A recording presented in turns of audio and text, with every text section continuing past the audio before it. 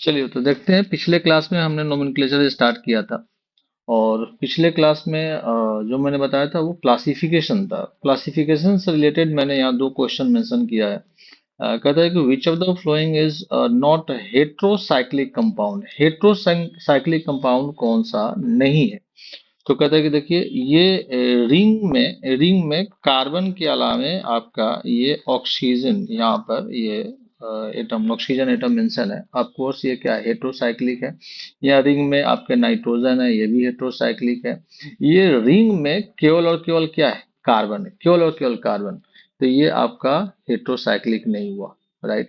तो ये आपका आंसर हो जाएगा, जो कि हेट्रोसाइक्लिक नहीं है। यहाँ सल्फर है, रिंग में सल्फर है, ये भी क्या है? हेट्रोसाइक्लिक है। सेकेंड क्वेश्चन कहता है कि which of the following is heterocyclic compound. मतलब आपके रिंग में डिफरेंट एलिमेंट को ढूंढना है। तो देखो ये आप इसके रिंग देख लो। रिंग में यहाँ पर क्या है? रिंग में ही कार्बन की जगह पर क्या है? नाइट्रोजन है। यहाँ रिंग में कार्बन की जगह क्या है? नाइट्रोजन है, राइट। तो ये आपके हेट्रोसाइक्लिक है, ये दोनों जो है हेट्रोसाइक्लिक है। लेकिन ये रिंग में आपका कोई डिफरेंट कार्बन के अलावा कोई दूसरा एलिमेंट नहीं है। यहाँ भी रिंग में कोई कार्बन के अलावा कोई दूसरा एलिमेंट नहीं है, तो ये हेट्रोसाइक्लिक नहीं होगा। आगे मैंने लिखा है saturated hydrocarbon. The saturated hydrocarbon क्या होता है? अल्केन। मतलब कार्बन कार्बन के बीच कैसा बॉन्ड होना चाहिए? सिंगल बॉन्ड होना चाहिए। इसको हम लोग कहते हैं सैचुरेटेड हाइड्रोकार्बन। आप ऑलरेडी जानते हो कि अल्क अल्क प्लस एएनई जिस जो क्या बनाता है? अल्केन। अल्क जो है वो वर्ड रूट कहलाता है और एन क्या है? आपका सफिक्स। जनरल फॉर्मूला जो होता है ये होता है आपका CnH2n+2। एन क्या है? एन है आपका नंबर ऑफ कार्बन एटम। 1 2 3 4, ये नंबर ऑफ कार्बन एटम। जैसे अगर हम लोग कंसिडर कर लें कि इफ n = 1, एन का वैल्यू क्या मान लिए? 1 मान लिए। तो जो आपका वर्ड रूट होता है 1 कार्बन के लिए, उसको कहते हैं मिथ। ये याद रखना पड़ेगा, वर्ड रूट याद रखना होगा, राइट। अब मिथ। अब जनरल फॉर्मूला क्या है? यहाँ पर देख लो। तो एन का वैल्यू क्या मानना है? 1। तो यहाँ पर 1 रखोगे तो आपका हो जाएगा C1H2 × 1 + 2। आप देखो ये क्या बन जाएगा? CH4। ये आपका CH4 का फॉर्मेशन हो गया, राइट। तो एक कार्बन है, एक कार्बन, एन का वैल्यू 1 मतलब एक कार्बन, और एक कार्बन है तो उसको क्या बोल रहे हैं हम लोग? मिथ। तो इसको यहाँ पर मिथ मिथ में क्या जोड़ देंगे? एएनई। तो इसका नाम क्या हो जाएगा? मीथेन। इसका नाम हो जाएगा मीथेन। उसी तरह अगर एन का वैल्यू अगर हम 2 रख दें तो वर्ड रूट जो होता है वो होता है इथ। वर्ड रूट क्या हो गया? इथ। अब एन का वैल्यू 2 है तो एन का वैल्यू यहाँ 2 रखेंगे तो क्या हो जाएगा? C2H2 × 2 तो क्या फॉर्मूला बना? C2 और ये हो जाएगा H6। C2H6। अब यहाँ पर n का वैल्यू 2 है तो वर्ड रूट क्या है? इथ। इथ में क्या जोड़ देंगे? एन। तो क्या बन जाएगा? इथेन। तो इसका नाम हो जाएगा इथेन। इसका मतलब क्या कि आपका अगर ये n का वैल्यू जो 1 है, जिसका वर्ड रूट मिथ है, n = 2 वर्ड रूट इथ है, उसी तरह n का वैल्यू अगर 3 हो जाए तो वर्ड रूट क्या हो जाएगा? प्रोपेन। प्रो वर्ड रूट जो होगा वो क्या होगा? प्रो। और क्या बनाएगा फाइनली? प्रोपेन। एन का वैल्यू क्या होगा? 3।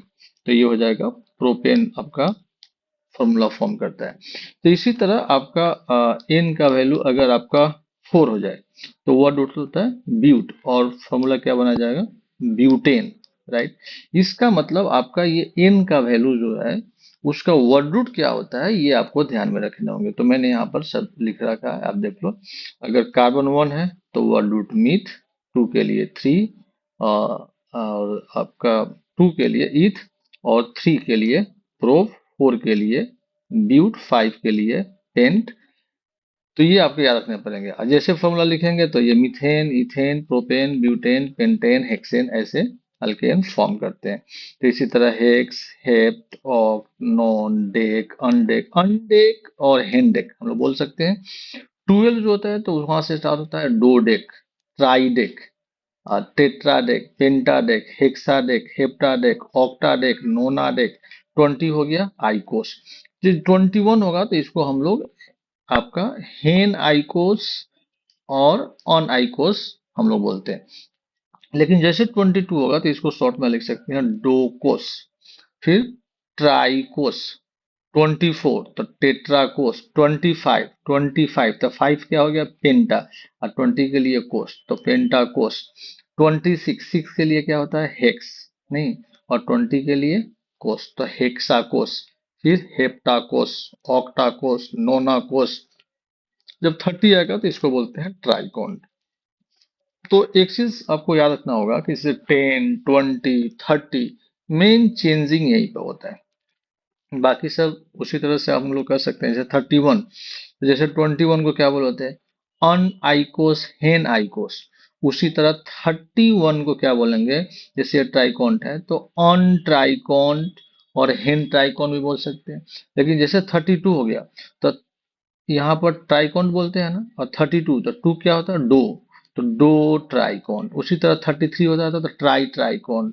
34 होता टेट्रा ट्राइकॉन। 35 होता पेंटा ट्राइकॉन, राइट। 36 होता हेक्सा ट्राइकॉन।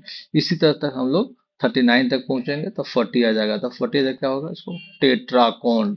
मान लो 41 लिखना है तो क्या लिखोगे अनटेट्राकॉन्ट, राइट। जैसे कि यहाँ पर क्या लिखे हैं अन आइकोस तो अनटेट्राकॉन्ट लिख सकते हैं। हेन आइकोस तो हेन टेट्राकॉन्ट लिख सकते हैं, राइट। अब उसी तरह से अब 43 आ जाएगा तो ट्राई टेट्राकॉन्ट। 45 आ जाएगा पेंटा टेट्राकॉन्ट। 46 आ जाएगा हेक्सा टेट्राकॉन्ट, ऐसे लिखेंगे। फिर पहुंचेंगे 50 के पास तो इसको कहते हैं पेंटाकॉन्ट। फिर उसी तरह से 51 आ जाएगा तो हेन पेंटाकॉन्ट। 52 आ जाएगा डो पेंटाकॉन्ट। 53 आ जाएगा ट्राई पेंटाकॉन। 54 आ जाएगा टेट्रा पेंटाकॉन। 55 आ जाएगा पेंटा पेंटाकॉन। फिर पहुंचेंगे 60 जिसको कहते हैं हेक्साकॉन्ट, राइट। उसी तरह से 70 आओगे हेप्टाकॉन्ट। 80 आओगे ऑक्टाकॉन्ट। 90 आओगे नोनाकॉन्ट। इसी तरह से पहुंचेंगे हम लोग 100 जिसको कहते हैं हेक्ट, नहीं। तो ऐसे तो आपको जनरली 30 तक ही दिमाग में रखना है। मैं थोड़ा सा और ज्यादा लिख दिया 100 तक। इससे भी अधिक लिखा जा सकता है। जैसे मान लो कि 132 लिखे, अब इसको कैसे लिखो, जैसे 32 पहले से पता है, राइट। दो ट्राइकॉन्ट, आप देख लो यहाँ पर क्या है दो ट्राइकॉन्ट। और 100 के लिए क्या है आपका हेक्ट। जैसे कि 100 प्लस 32 तब क्या बना 132, ठीक है। तो 32 का क्या लिखते हैं, यहाँ पर मैंने लिखा है दो ट्राइकॉन्ट। दो ट्राइकॉन्ट तो इसको लिखेंगे दो ट्राइकॉन्टा हेक्ट। 100 का हेक्ट तो यहाँ पर दो ट्राइकॉन्टा हेक्ट। अगर अल्केन होता तो दो ट्राइकॉन्टा हेक्टेन, नहीं। खैर इसकी रिक्वायरमेंट नहीं होगी, लेकिन फिर भी जानना जरूरी है।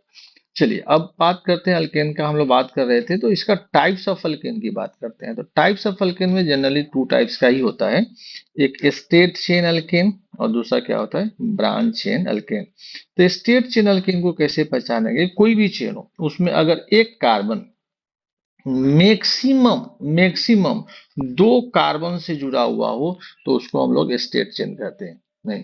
जैसे मान लो कि हमने ये चेन बनाया, ये चेन बना लिया, ये चेन बनाया, ये चेन बनाया, बनाते चला गया। अब इसमें एक कार्बन, जैसे ये कार्बन मैक्सिमम कितने कार्बन से जुड़ा हुआ है, 2 से, एक लेफ्ट और एक राइट, नहीं। ये कार्बन मैक्सिमम कितने से जुड़ा है, 2 से, एक लेफ्ट और एक राइट। अब लास्ट कार्बन को आप बोलोगे सर तो इसमें तो एक ही से जुड़ा है। तो भाई ठीक है ये एक ही से जुड़ा हुआ है, लेकिन हमने क्या बोला है मैक्सिमम कितने से जुड़ा हुआ है, 2 से। तो अगर एक कार्बन मैक्सिमम 2 से जुड़ा हुआ हो तो स्टेट, जैसे इसमें जो भी मैंने कंसिडर किया, देखो ये कार्बन तो एक ही से जुड़ा हुआ है, लेकिन ये कार्बन कितना से जुड़ा हुआ है, 2 से जुड़ा हुआ है, दोनों साइड से, राइट। यहाँ पर लेफ्ट, नहीं। फिर इसको भी देखो दोनों साइड जुड़ा हुआ। फिर यहाँ भी देख लो ये दोनों साइड से जुड़ा हुआ, ये दोनों साइड से जुड़ा हुआ। तो एक कार्बन मैक्सिमम 2 कार्बन से जुड़ा हुआ है। कोई भी चेन अगर ले लें, अब ऐसे भी हम लिख दें, ऐसे भी लिख दें तो ये भी स्टेट चेन ही है। इसमें एक कार्बन मैक्सिमम कितना से जुड़ा है, 2 से जुड़ा हुआ है, नहीं।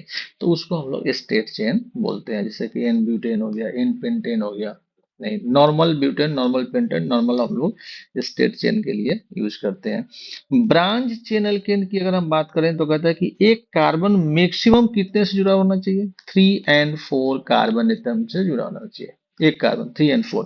तो ये एक कार्बन कितने से जुड़ा हुआ है, 3 कार्बन एटम से जुड़ा हुआ है, तो ये ब्रांच में आ जाएगा। नहीं, ये कार्बन कितने से जुड़ा हुआ है, 3 कार्बन एटम से जुड़ा हुआ है, तो ये ब्रांच में आ गया। ये कार्बन कितने से जुड़ा हुआ है, 4 कार्बन एटम से जुड़ा हुआ है, तो ये ब्रांच में आ गया। ये कार्बन कितने से जुड़ा हुआ है, 4 कार्बन एटम से जुड़ा हुआ है, तो ये ब्रांच में आ गया। मतलब मैक्सिमम 3 और 4 से जुड़ेगा तो ब्रांच में आ जाएगा। और देखो अब यहाँ पर ये 4 कार्बन है, तो 4 कार्बन है तो इसको हम लोग ब्यूटेन ही बोलेंगे। 4 कार्बन के लिए जो आपका वर्ड रूट मैंने बताया था वो ब्यूट होता है, और अल्केन जो होता है ब्यूटेन होता है, लेकिन यहाँ पर लिखा है आइसोब्यूटेन। तो ये यूनिट अगर अवेलेबल है, ये यूनिट तो इसको इसके लिए हम लोग टर्म क्या यूज करते हैं, आइसो। और चूंकि ये 4 कार्बन है तो ब्यूटेन। अब यहाँ पर देखो ये यूनिट यहाँ भी है, तो यहाँ भी टर्म क्या यूज करेंगे, आइसो। आइसो। और टोटल 5 कार्बन का अल्केन है तो पेंटेन, आइसोपेंटेन। अब उसी तरह से यहाँ पर आप देखो तो ये यूनिट अगर हम लोग कंसीडर करते हैं तो इस यूनिट के लिए हम लोग टर्म क्या यूज करते हैं, नियो। और 5 कार्बन टोटल है तो इसको हम लोग पेंटेन बोलते हैं, तो नियो पेंटेन। यहाँ भी ये यूनिट है तो इस यूनिट के लिए टर्म क्या यूज करेंगे, नियो। और टोटल कार्बन कितना है आपका 6, तो इसको हेक्सेन बोलते हैं, तो नियो हेक्सेन। राइट। अब कहता है कि हम लोग कुछ मॉलिक्यूलर फॉर्मूला का रिप्रेजेंटेशन जो कंपाउंड का करते हैं वो कैसे करते हैं। जैसे मॉलिक्यूलर फॉर्मूला हमने लिया ब्यूटेन, तो स्ट्रक्चरल फॉर्मूला में लिखना है, कंडेंस फॉर्मूला में लिखना है, और लाइन डायग्राम में लिखना है। राइट। तो स्ट्रक्चर फॉर्मूला में हमेशा क्या होता है कि कार्बन और हाइड्रोजन एटम जो होते हैं ना, ओपन ओपन बॉन्डेड आपके जुड़े रहते हैं। तो जैसे कि यहाँ ब्यूटेन है तो 4 कार्बन मैंने स्टेट चेन में यहाँ लिया और सारे हाइड्रोजन को बॉन्ड से ऐड कर दिया, तो इसको हम लोग स्ट्रक्चर फॉर्मूला में कंसीडर करते हैं। तो ये स्टेट में जुड़ा हुआ है, 1 कार्बन 2 कार्बन से, तो एन ब्यूटेन का नाम हम लोग दे सकते हैं, एन ब्यूटेन। ठीक है।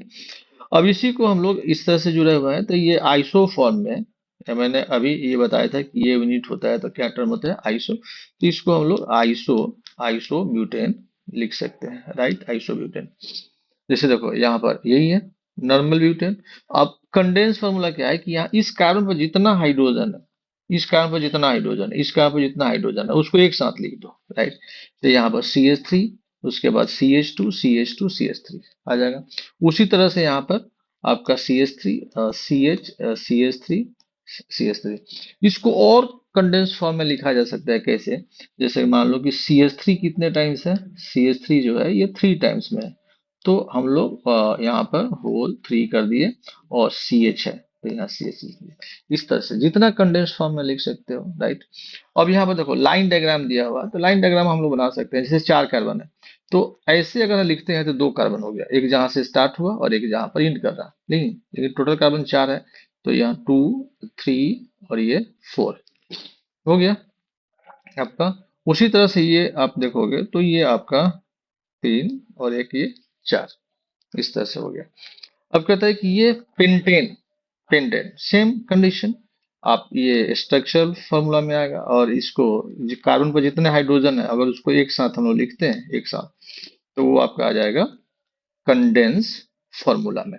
ये एन पेंटेन है। उसी तरह से ये क्या हो जाएगा, आइसोपेंटेन, और दिस इज योर नियोपेंटेन। इसका लाइन डायग्राम आप लिख सकते हो जैसे 2 3 4 5। राइट। तो ये हो जाएगा नॉर्मल पेंटेन, और इस तरह से अगर हम लिखें तो ये हो जाएगा आइसोपेंटेन। 1 2 3 4, ये स्टेट में कितना है 4, तो 1 2 3 4, और एक नीचे है तो यहाँ पे मैंने लिख दिया। और इसको आपका इस तरह से मेंशन कर सकते हो, इसमें 3 कार्बन और ये 2, ये आपका नियोपेंटेन। या इसको हम लोग ऐसे भी लिख सकते हैं इस तरह से, नियोपेंटेन। राइट। तो ये हमारा हो गया आपका एल्केन का टाइप्स एंड रिप्रेजेंटेशन। ठीक है, चलिए ओके, मिलते हैं फिर नेक्स्ट लेक्चर में। Right, okay, bye.